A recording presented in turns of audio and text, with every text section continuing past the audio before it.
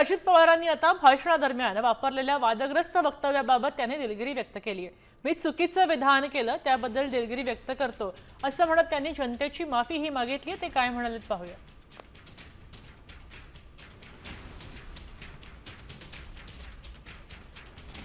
मी कुठेतरी आपण काहीतरी थातुरमातुर सांगायचं ही माझी भावना नाही। मी शब्दाचा पक्का आहे। मी कधी लोकांचा विश्वासाला तडा जाऊन देत नाही। माझ्यावर आरोप प्रत्यारोप होतात, परंतु मी स्वच्छ भूमिकेतनं लोकांची कामं करण्याचा प्रयत्न करतो। बरेच पुढारी येतात, सांगतात असं केलं पाहिजे तसं केलं पाहिजे, आणि त्यांची शहरं एकदम घाण भिकार असतात, बकालपाडा असतो, तिथं त्यांना सांगायचा अधिकार नसतो। आता जाऊन बघा माझं बारामती शहर कसं स्वच्छ देखणं केलेलं आहे। आपल्याला विकास साधायचा आहे, जसा आम्ही पिंपरी चिंचवडमध्ये केला, जसा आम्ही बारामतीमध्ये केला, जसा आम्ही इतर ठिकाणी केला।